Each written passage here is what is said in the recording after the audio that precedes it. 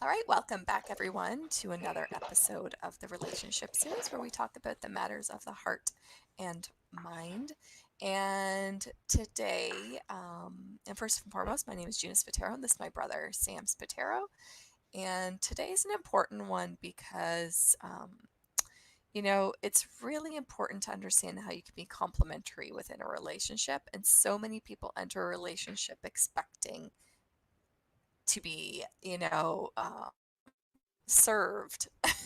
And it doesn't quite work out that way. It's understanding how you can serve one another. And we talk about this all the time, Sam, about couples who are struggling with this and how they can show up for one another. And I think this is a great topic where we can dive into some of those little tidbits of helping them through complementary pieces. So, do you want to kick it off? Yeah, go ahead and bring up the first point. I think especially right now, I mean, we really have to try to find a way to bring out the best in one another, and now's the time for the Mhm. change. Yeah, absolutely. So the first one is confidence. And what do you think about confidence? Why do you think that there needs to be confidence with one another and helping each other build that confidence? Well, I think first and foremost, confidence is a reflection of your self-esteem. So, why is it important to have confidence in a relationship? I mean, that essentially means that you see your value in the relationship. And Mm-hmm. everything is always a reflection of what you see on the inside of yourself is what you're going to see in your partner. So building confidence, especially with working on your self-esteem, which in today's day and age with so much self-help out there and so many educational tools on how to better yourself, it's one of the most important tools to creating this type of relationship. Yeah, and I agree too. And you're so right where it's like your partner will thrive on your self-esteem. And if you can show them a little bit of what that looks like and feels like to have that within you, and it's not to belittle them if they make mistakes or are trying to do that for themselves, it's showing them different paths to make them successful if you have the tools to do so. Don't belittle them. Show them how it can improve their life or what they can do to improve their life, whether it's, mind, body, or soul that they need to work on. I think building that up instead of kicking it down is definitely a huge one. So, the next one that we are going to talk about is emotional trauma and past. This is a huge one, especially because people are getting together later on in their lives and they have had multifaceted, um, you know, life events that have happened before you. And it's either you judge or you help because you're choosing them, right? You're ultimately choosing this person, knowing their past and knowing their traumas. And I think you would be really good to explain this, Sam, but it would be really a hindrance if you used it as a double-edged sword at times with them. How do you feel about this? So, I mean, let's face it, when you get into the relationship, it's very Cinderella like.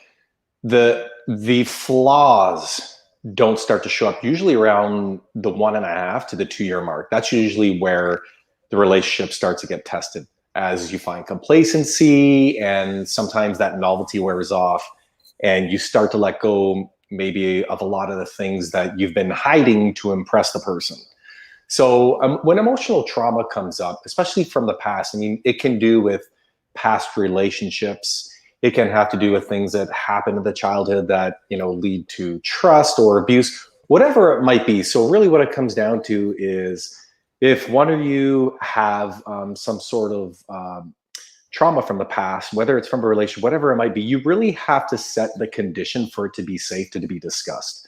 If you start to notice that there's patterns of you know people bringing up trust issues or cheating issues or starting to set up all these sorts of boundaries and roadblocks, those are red flags to say, what's really going on here. And this is usually a reflection. One, it could be confidence, it might have to do with self-esteem, but that is always usually triggered to some sort of moment in the past where you experienced trauma and your brain's really just trying to keep you safe, and is Mm-hmm. now setting up parameters for safety to maybe have the person with kind of live a very safe sort of life within the parameters of the relationship, which will end up causing a lot of problems. So I think if you're starting to see this, and especially with everybody right now, we're all going through, I would say, a lot of emotional trauma right now with the experiences that we're having, is you really have to set the tone for it to be safe to be discussed. No Right. judgment, just pure listening. Allow the person to feel safe to express what they're going to feel without being interrupted or judged or having to manipulate what they're going to say so you can understand and connect without, like, it just, you really need to set the tone for safety. Mm-hmm. And I couldn't agree with you more. And I think that, a woman's sense of safety and security within a relationship is a little bit than a man's. We talk about, yes, men come with trauma and pasts and whatnot. But, as women being emotional creatures as we are, we tend to fixate on things a little bit differently. And you're right, creating a safe environment where there is no judgment, just to hash out whatever it is that needs to be hashed out in the moment so it doesn't reoccur. And making it that safe place, I think, is ultimately the most important thing you could do, for one another. So the next one is, which is super important, your sexuality with one another. And I think, um, you know, people have to understand how they can complement one another in this way. I think first and foremost, they say the band aid for each relationship, the glue to the relationship is their intimacy. And I truly believe that, because over a long extended period of time, monotony kicks in and complacency kicks in, and this is one area where it shouldn't. It should be a top priority. And we lost her again. This usually seems to be a trend. So I want to pick up where my sister left off. And if you don't have, there you are again. I had a feeling that you would just take over, so go ahead. So no, I was just feeding off of your point. And what it comes down to is, if you don't have intimacy in a relationship, you just have a relationship.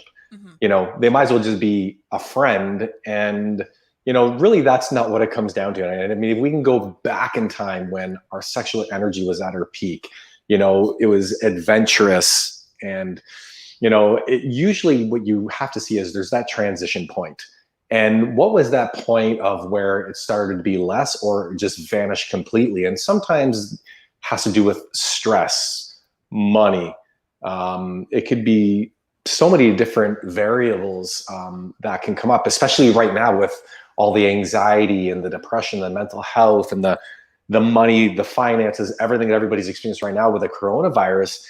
It's no excuse to burden the side of the relationship that really can still fuel a side of you that will help you to come out of this with more vibrancy, more aliveness, more creativity, and while also still having that intimate connection with one another. I agree. And I think that there's no better time. And I think we've touched on this before, where, you can ask and dig a little bit deeper into, your partner's desires. And there's going to be things that you're like, you know what, this is something I can actually bend on. This is like a non-negotiable for me. And really, like, test those boundaries with one another, because you don't know where this could lead to some excitement or adventure or a new beginning, right? So don't be afraid, take the plunge, trust your partner, have them trust you, and be open about it. I think it's a beautiful opportunity to have this, to be quite honest.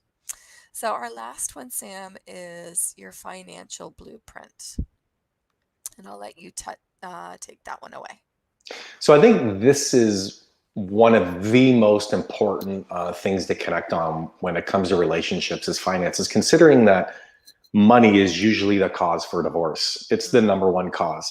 And so what are some things that you can do, especially right now where there's so much uncertainty? Like, we are just on the beginning of, like, what's about to come from this experience that we're having in the economy. And there's going to be massive job layoffs.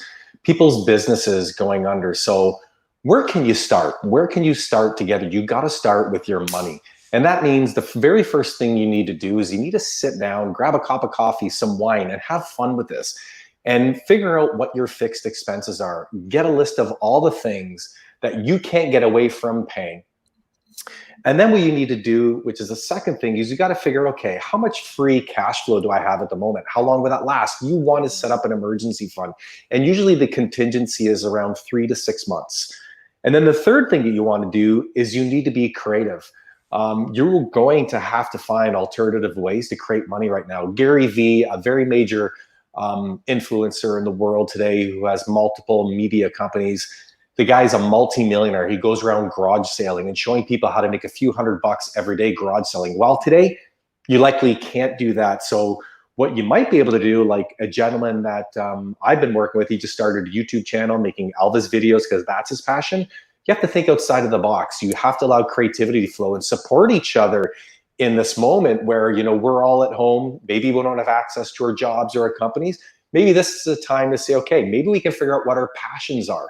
And maybe we can find a vehicle that'll help us to do that, to create some extra flow of income. And the fourth thing is don't beat one another up where because of where you are today. You can't erase the past. The only thing you could do is control where you're going from here and get your finances right, work together, become empowered from this. And this will literally be the foundation for creating a fulfilling and happy relationship. I think too, a lot of people need to evaluate in a time like this their wants and needs, because you've really got to start thinking about your needs instead of the things that you actually want and aren't possibly as important. We have been very blessed, and we have been very spoiled, I guess you can say, because we are not faced with circumstances like this often enough for us to prioritize those types of things. And I think that it is giving a lot of people a rude awakening of their wants and needs and having to reevaluate those things, right? Like, I mean, where would they be if they didn't have the government assistance right now? It might be 10 times worse, you know, like you say, the 10x effect, as per Grant Cardone. So I think you hit it right on the money there, Sam. No pun intended. Um, but I think you're right. I think people need to really sit down with one another.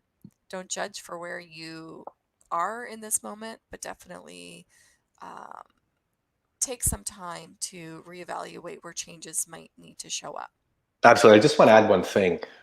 We have an app that we use, and it's called Mint. You can download it on your phone or on your computer, and it literally tracks all your bank accounts, your expenses, and it can show you every day what's coming in, what's going out. It gives you an update at the end of the month of whether you are positive cash flow, negative cash flow. Mm-hmm. You really need to understand how financial statements work, where your money's coming from, what you're spending every day. And Absolutely. I just want to end on this note.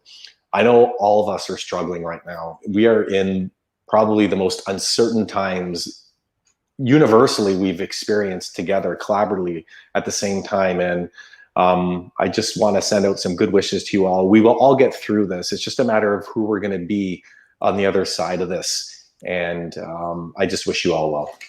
I just want to finish off also noting that the people who you are in close proximity with right now, understand how you can show up for yourself, for them, as a team.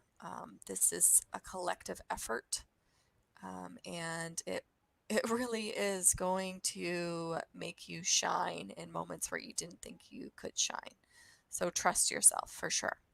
On that note, again, thanks for joining. This is Sam and Gina Spatero with the Relationship Series, offering topics on the matters of the heart and mind. Please don't forget to like, subscribe, and hit the notification bell if you found any value in our topic tonight. Have a good one. Ciao for now.